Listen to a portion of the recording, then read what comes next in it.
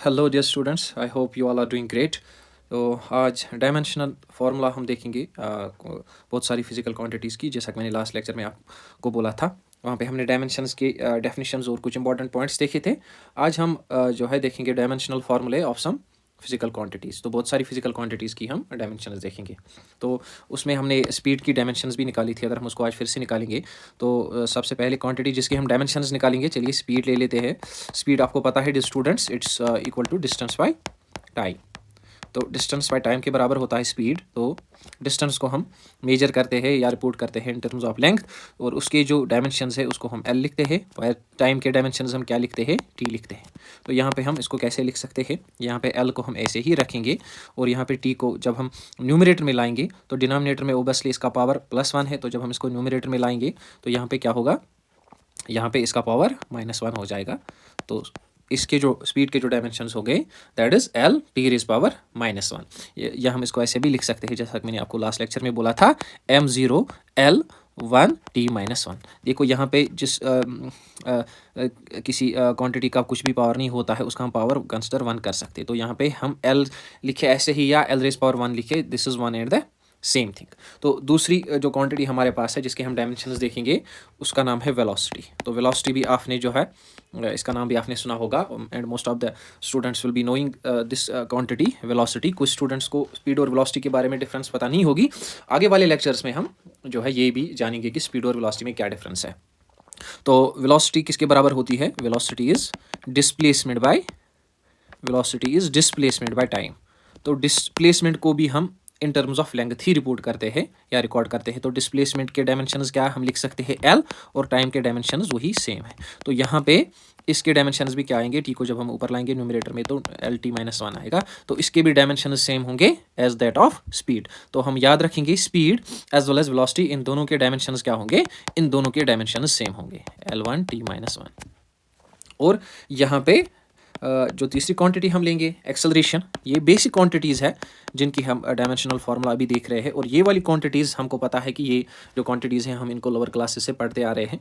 मज़ीद हम डिटेल में इनके बारे में पढ़ेंगे मोशन में हमने इन क्वांटिटीज़ को डिटेल से पढ़ना है बिल्कुल। तो फिलहाल आप इनकी फार्मूला पे कंसंट्रेट करिए, और डायमेंशंस हम कैसे निकालते हैं उस चीज़ पे जो है कंसंट्रेट करिए, क्योंकि इस टॉपिक से एटलीस्ट 1 या 2 क्वेश्चंस नीट जेडबल में पूछे जाते हैं हर साल। तो एक्सेलरेशन की बात करेंगे, तो एक्सेलरेशन किसके बराबर होता है, चेंज इन वेलोसिटी, या सिंपली फिलहाल अगर हम मानेंगे वेलोसिटी बाय टाइम के बराबर होता है। तो चेंज इन वेलोसिटी या वेलोसिटी की बात करेंगे, वेलोसिटी किसके बराबर होता है, डिस्प्लेसमेंट बाय टाइम। तो समझने के लिए मैं ये एक एक्स्ट्रा स्टेप लिख लेता हूँ, फिर आगे जाके हम इस स्टेप को स्किप ही करते हैं। So this change in velocity is displacement by time and whole divided by time. तो यहाँ पे चेंज इन वेलोसिटी के बदले मैंने क्या लिखा, चेंज इन वेलोसिटी के बदले मैंने डिस्प्लेसमेंट बाय टाइम लिखा, और फिर डिनोमिनेटर में अपना ही टाइम। तो डिस्प्लेसमेंट बाय टाइम हम इसकी डायमेंशंस को कैसे लिखते हैं, ये आपको पता ही है। इसको हम लिखते हैं, डिस्प्लेसमेंट को हम एल लिखते हैं डायमेंशन, और वेलोसिटी को हम क्या लिख लेते हैं, टाइम को क्या लिख लेते हैं, टाइम के जो डायमेंशंस है दैट्स टी, और ये वाला जो टाइम है डिनोमिनेटर में, इसके भी डायमेंशंस क्या आएंगे, इसके भी डायमेंशंस टी आएंगे। तो यहाँ पे हम इसको कैसे लिख सकते हैं, ये देख लीजिए, ये वाला टाइम जो है इसका भी डिनोमिनेटर में जो रेज पावर है दैट्स +1, इसका भी +1 है। तो जब हम इन दोनों को ऊपर लाएंगे तो ये ओबियसली माइनस में चेंज हो जाएगा। तो हम इसको ऐसे लिख सकते हैं, एल टी -2। क्या लिख सकते हैं, एल टी -2, या हम इसको ऐसे भी लिख सकते हैं, m0 l1 t-2। तो यहाँ पे सिंपली हमने क्या किया, ये जो यहाँ पे t है ये वाला, इसको पहले ऊपर लिया, ये t-1 हो गया, फिर इस t को भी ऊपर लिया, ये भी क्या बन गया, ये भी t-1 बन गया। तो t-1 इंटू t-1 क्या बनेगा, t रेज पावर -2, वही हमने यहाँ पे लिख लिया। तो एक्सेलरेशन के जो डायमेंशन है वो क्या है, एल t-2, या हम लिख सकते हैं m0 l1 t-2। तो चलिए एक और क्वांटिटी हम ले लेते हैं जिसकी डायमेंशंस हमने ऑलरेडी जो है निकाले हुए हैं, एरिया। तो एरिया की जब हम बात करते हैं, एरिया की जो फॉर्मूला है that is length into breadth. तो एरिया लेंथ इंटू ब्रेडथ के बराबर है। तो लेंथ हमें पता ही है, इसके डायमेंशंस एल है, और ब्रेडथ भी क्या है, ब्रेडथ भी लेंथ ही है, तो इसके डायमेंशंस भी एल होंगे। तो L multiplied by L is L square, या हम इसको ऐसे लिख सकते हैं, m0 l2 t0। ऐसे भी हम एरिया के डायमेंशंस लिख सकते हैं। तो ऐसे ही एक और क्वांटिटी हम लेंगे, बहुत सारी क्वांटिटीज़ के डायमेंशंस हम देखेंगे। सो वॉल्यूम की अगर हम बात करेंगे, इसके भी डायमेंशंस हम निकाल चुके हैं। Volume is length multiplied by breadth multiplied by height. तो इसको हम कैसे लिख सकते हैं, लेंथ के डायमेंशन एल, ब्रेडथ चूंकि लेंथ ही है इसके भी डायमेंशन एल, हाइट के भी डायमेंशन एल, तो इसके जो डायमेंशन आएंगे किसके बराबर आएंगे, एल रेज पावर 3 के बराबर आएंगे, या हम इसको ऐसे भी लिख सकते हैं m0 L3 T0, क्योंकि मैंने आपको बोला था कि जो भी हमारी डिराइव्ड क्वांटिटीज़ होती है, सारी डिराइव्ड क्वांटिटीज़ के जो डायमेंशंस हम लिखते हैं वो लिखते हैं हम in the fundamental units of mass, length and time. तो चलिए आगे चलते हैं। एक और जो है डेंसिटी आपने सुनी होगी, डेंसिटी ये भी एक फिजिकल क्वांटिटी है जिसको हम ओबियसली मेजर कर सकते हैं। तो डेंसिटी की जो फॉर्मूला है that is mass by volume. तो मास के डायमेंशंस आपको पता है, हम पहले ही पढ़ चुके हैं कैसे लिखते हैं, कैपिटल एम को स्क्वायर ब्रैकेट्स में हम एनक्लोज करते हैं। सो मास वॉल्यूम के डायमेंशंस हम निकाल चुके हैं ऑलरेडी, किसके बराबर है, एल रेज पावर 3 के, तो इसको हम लिखते हैं एल रेज पावर 3। फिर हम इसको कैसे लिख सकते हैं m, और ये एल रेज पावर 3 जब हम न्यूमरेटर में लाएंगे इसको हम कैसे लिख सकते हैं, एल रेज पावर -3। तो ये m L raise power -3 density के डायमेंशंस आ गए, और इसी को हम अब कैसे लिख सकते हैं, m1 L -3 T0। तो हम ये कह सकते हैं डेंसिटी के जो डायमेंशन है वो मास और लेंथ में है, और ये जो टाइम इसमें है, टाइम में इसके 0 डायमेंशन है। ऐसे ही एक और क्वांटिटी के डायमेंशंस हम देखेंगे। इस क्वांटिटी से आप सब बखूबी वाकिफ़ होंगे, जो है स्पेसिफिक ग्रेविटी की। जब हम बात करते हैं स्पेसिफिक ग्रेविटी एक फिजिकल क्वांटिटी है जो बराबर होती है density of body by density of reference substance, जो कि मोस्टली हम वाटर लेते हैं, density of water at 4 degree Celsius. तो डेंसिटी की बात करेंगे, डेंसिटी इज मास पर यूनिट वॉल्यूम। तो यहाँ पे डायमेंशंस क्या आएंगे, मास के m और वॉल्यूम के L3। तो मास पर यूनिट वॉल्यूम, यहाँ फिर ml -3 भी इसको लिख सकते हैं, ऐसे भी इसको लिख सकते हैं, मास पर यूनिट वॉल्यूम ऐसे। फिर density of water at 4 degree Celsius, density की फॉर्मूला मास पर यूनिट वॉल्यूम है, तो इसको भी हम, इसके भी जो डायमेंशंस आएंगे वो भी m जो है L -3 आएंगे ऐसे बिल्कुल। So this is m L -3। तो यहाँ पे ये डायमेंशंस कैंसिल हो जाएंगे, तो जो है ये हम लिख सकते हैं ऐसे 1 के बराबर, या हम इसको ऐसे भी लिख सकते हैं m raise power 0 L raise power 0 T raise power 0, because anything raise power 0 is equal to the 1। तो यहाँ पे ये स्पेसिफिक ग्रेविटी जो है, क्योंकि ये रेशियो ऑफ सेम क्वांटिटीज़ है, इसीलिए इसके डायमेंशंस नहीं होंगे। जो भी क्वांटिटी हमारे पास जो होगी और वो रेशियो होगी सेम क्वांटिटीज़ की, तो हमेशा आप याद रखोगे ना तो उसके यूनिट्स होंगे, that quantity has no units as well as no dimensions. तो ना तो उसके यूनिट्स होंगे और ना ही उसके डायमेंशंस होंगे। तो ऐसे ही एक और क्वांटिटी हमारे पास है, नाम आपने सुना होगा, that is called as linear momentum.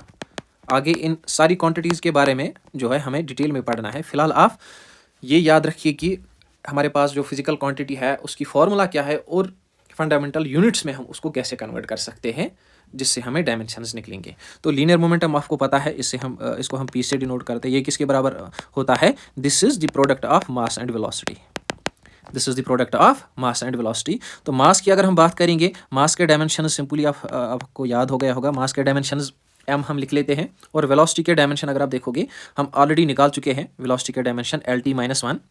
आप फिर से नए से निकाल सकते हो, बिल्कुल सेम डायमेंशंस आएंगे वेलोसिटी की फार्मूला को सब्स्टिट्यूट करके। लेकिन अगर आपको ये जो है बहुत ज़्यादा प्रैक्टिस करके याद ही रह गए होंगे, या डायरेक्टली आप निकाल चुके हैं, तो फिर से निकालने की ज़रूरत नहीं है, हम डायरेक्टली यहाँ पे सब्स्टिट्यूट कर सकते हैं। तो वेलोसिटी के जो डायमेंशन है वो हमने निकाले हैं, दैट इज़ LT -1, तो इसको हम कंबाइन करके लिख सकते हैं MLT -1, या अगर आप ऐसे भी इसको लिखोगे ये भी ठीक है, m raise power 1 L raise power 1 T raise power -1, तो दोनों तरीके यहाँ पे ठीक है। तो लीनियर मोमेंटम के डायमेंशन क्या है, MLT -1। ऐसी ही हम फोर्स की अगर बात करेंगे, फोर्स किसके बराबर होता है, force is equal to the product of mass and acceleration. Newton second law है, डायनेमिक्स में हम पढ़ेंगे आगे।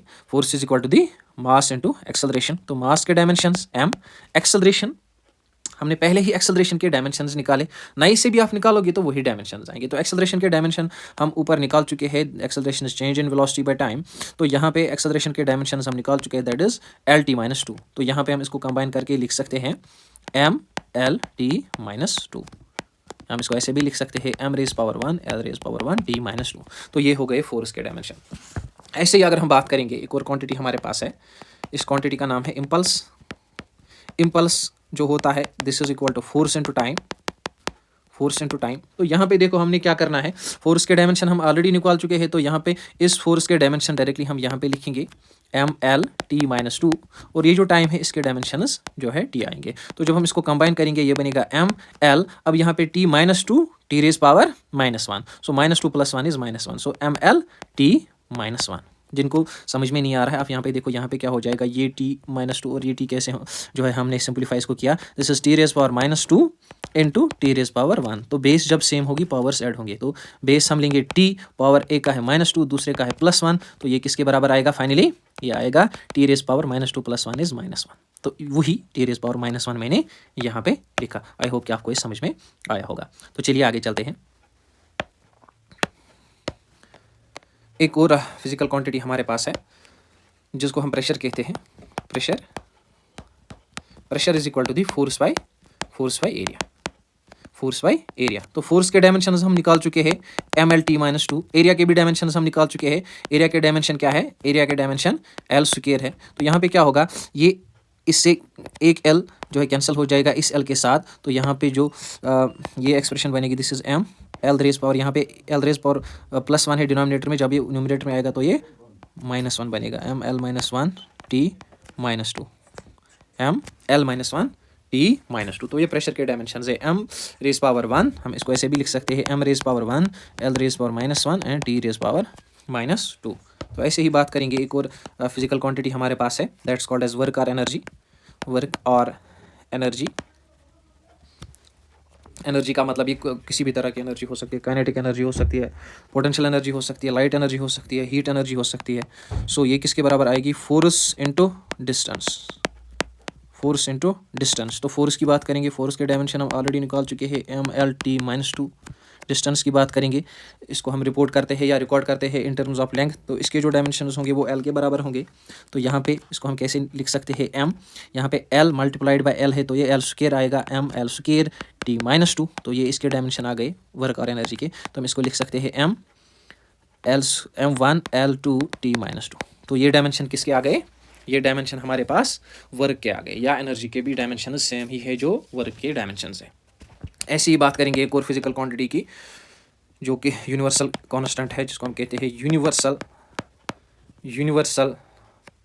Constant of gravitation, universal constant of gravitation या यूनिवर्सल ग्रेविटेशनल कांस्टेंट।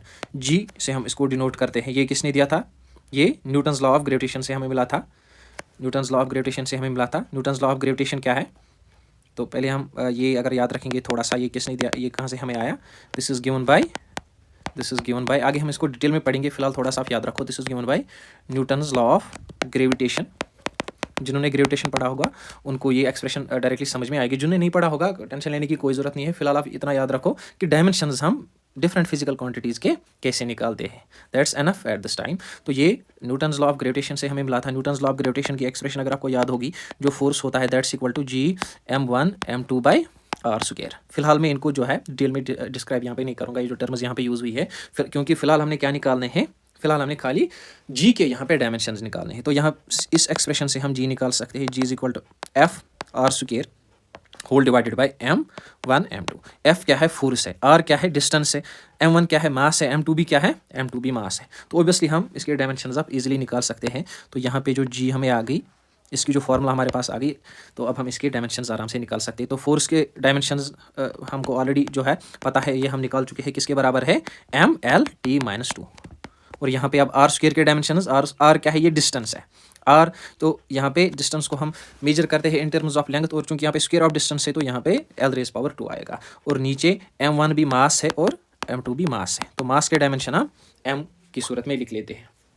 तो ये किसके बराबर आएगा अब, तो यहाँ से हम देख सकते हैं, यहाँ से क्या हो जाएगा, ये 1m और 1m सिंपली क्या हो जाएगा, कैंसिल हो जाएगा। तो यहाँ पे 1m बचा और वो डिनोमिनेटर में है, जब हम इसको ऊपर न्यूमरेटर में लाएंगे तो इसका पावर माइनस में चला जाएगा। So this is m -1। उसके बाद l की बात करेंगे, यहाँ पे 1l है और यहाँ पे l रेज पावर 2 है, तो ये क्या बन जाएगा, ये l रेज पावर 3 बन जाएगा। और जब हम t की बात करते हैं, t is t raise power -2। तो यहाँ पे जो ग्रेविटेशनल कॉन्स्टेंट के डायमेंशन हमारे पास आ गए, that is m raise power -1, l raise power 3 and t raise power -2। तो ये डायमेंशंस हमारे पास ग्रेविटेशनल कॉन्स्टेंट के आ गए। ऐसे ही हम एक और फिजिकल क्वांटिटी हमारे पास है, दैट्स पावर। पावर किसके बराबर होता है, power is equal to work done by time, work done by time. तो वर्क डन के जो डायमेंशन है वो हम ऑलरेडी निकाल चुके हैं, दैट्स ml2 t -2। और टाइम के डायमेंशन हमको ऑलरेडी पता है t। तो यहाँ से क्या होगा, जब हम इसको सिंप्लीफाई करेंगे, this is m l square, इसका पावर +1 है, जब हम इसको ऊपर लाएंगे तो ये t -1 बन जाएगा। सो -2 - 1 is -3, so this is t -3। तो ये इसके डायमेंशन। तो देख लेते हैं अब एक और क्वांटिटी हमारे पास है, इसके भी डायमेंशन हम देखेंगे। सिट्रस एक क्वांटिटी है, stress is equal to the force by area. Stress is equal to the force by area. Force के डायमेंशन हम निकाल चुके हैं m l t -2, और एरिया के डायमेंशन हम निकाल चुके हैं, दैट इज l स्क्वायर। तो यहाँ पे क्या होगा, यहाँ पे इससे एक l और एक l कैंसिल हो जाएगा। तो यहाँ पे हम इसको कैसे लिख सकते हैं, m यहाँ से l ऊपर आएगा, m l -1 t -2। तो ये डायमेंशंस किसके हैं, स्ट्रेस के। ऐसे ही हमारे पास एक और क्वांटिटी है, दैट्स कॉल्ड एज स्ट्रेन।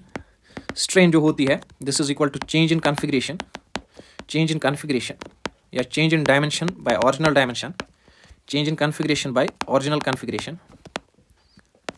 तो ये जो कॉन्फ़िगरेशन होती है, डायमेंशन होते हैं, ये in terms of length, breadth और हाइट भी हो सकते हैं। तो इसको हम कैसे लिखते हैं, तो ये जो कॉन्फ़िगरेशन होती है, इसको हम in terms of length he record करते हैं। तो ऊपर भी लेंथ आएगी, नीचे भी लेंथ आएगी, तो यहाँ पे ये दोनों कैंसिल हो जाएंगे, तो यहाँ पे 1 आएगा। तो इसको हम लिख सकते हैं कैसे, m⁻⁴, l⁻⁴, t⁻⁴। तो यहाँ पे मैंने आपको पहले ही बोला था, जो भी physical quantity ratio of same quantities आएगी, ना तो उसके यूनिट्स होंगे और ना ही उसके डायमेंशंस होंगे। तो ऐसी फिजिकल क्वांटिटी जो रेशियो होगी सेम क्वांटिटीज़ की, हमेशा आप याद रखोगे, वो dimension less and unit less quantity हमारे पास होगी, फिजिकल क्वांटिटी। तो चलिए, ऐसे ही एक और क्वांटिटी हमारे पास है, coefficient of elasticity. Coefficient of elasticity, ये जो मैं यहाँ पे फिजिकल क्वांटिटीज़ दे रहा हूँ, कॉन्स्टेंट्स दे रहा हूँ या वेरिएबल्स दे रहा हूँ, इन सब क्वांटिटीज़ को हमने आगे जाके पढ़ना है। तो आप जो है टेंशन नहीं लोगे, ये सारी क्वांटिटीज़ जो है आप आगे अच्छे से पढ़ लोगे। फिलहाल आप ये देखो, ये सीखो कि हम डायमेंशंस कैसे निकालते हैं। तो स्ट्रेस के डायमेंशंस हम ऑलरेडी निकाल चुके हैं, stress is force by area. इसके डायमेंशन है m l⁻⁻1 t⁻⁻2। और स्ट्रेन का आपको पता ही है, this is a dimension less quantity, इसका कोई भी डायमेंशन नहीं है, तो इसके बदले हम 1 लिख सकते हैं। तो यहाँ पे जो कोएफिशिएंट ऑफ इलास्टिसिटी के डायमेंशंस आएंगे, वो किसके बराबर आएंगे, m1 l-1 and t-2। These are the dimensions of coefficient of elasticity. ऐसे ही हमारे पास एक और क्वांटिटी है, that's called as radius of gyration. इसको हम कैसे डिनोट करते हैं, तो रेडियस ऑफ गायरेशन की बात आएगी, जब भी रेडियस की बात आएगी, तो ये रेडियस क्या होगा, ये रेडियस डिस्टेंस होगा, और डिस्टेंस को हम इन टर्म्स ऑफ लेंथ जो है रिप्रेजेंट करते हैं। तो इसके भी डायमेंशंस क्या होंगे, l होंगे, या हम इसको ऐसे लिख सकते हैं m0 l1 t0। तो ये रेडियस ऑफ गायरेशन के यहाँ पे डायमेंशंस आ गए। ऐसे ही एक और क्वांटिटी हमारे पास है, that quantity is called as moment of inertia. इसको हम I से रिप्रेजेंट करते हैं। ये मोमेंट ऑफ इनर्शिया जो होता है, इसकी जो फॉर्मूला होती है, that's mass into distance square, that's mass into distance square. तो मास के डायमेंशंस m, डिस्टेंस के डायमेंशन l स्क्वायर। तो यहाँ पे इसके जो डायमेंशन है, that is m l square. हम इसको लिख सकते हैं m1 l2 t0। तो ऐसे डायमेंशंस लिखने का तरीका है। ऐसे ही एक और क्वांटिटी हमारे पास है, दैट्स एंगल। एंगल आप सब जानते हो, एंगल क्या होता है, थीटा, जो कि किसके बराबर होता है, length of arc divided by radius of circle. ये सेंटर ऑफ द सर्कल पे जब एंगल सबटेंड होगा, तो किसके बराबर होता है, length of arc divided by radius of that circle. तो ये लेंथ को हम ओबियसली l से लिख सकते हैं, रेडियस भी एक लेंथ है, इसको हम l से लिख सकते हैं। तो यहाँ पे फाइनली ये किसके बराबर आएगा, ये 1 के बराबर आएगा, या हम इसको ऐसे लिख सकते हैं m0 l0 t0। तो यहाँ पे ये भी क्या है, इसके भी डायमेंशंस नहीं होंगे, नो डायमेंशन। और एंगल के जो यूनिट होते हैं, उसको हम एंगल को हम रेडियन में मेजर करते हैं। तो इस वीडियो में फ़िलहाल इतना ही। नेक्स्ट वीडियो में हम कुछ और फिजिकल क्वांटिटीज़ के डायमेंशंस देखेंगे, जो कि इंपॉर्टेंट है नीट के पर्सपेक्टिव से, क्योंकि नीट में इससे बहुत सारे क्वेश्चन पूछे जाते हैं ईयर आफ्टर ईयर। तो फिलहाल आज के लिए इस वीडियो में इतना ही, मिलते हैं नेक्स्ट वीडियो में, तब तक के लिए थैंक यू सो मच।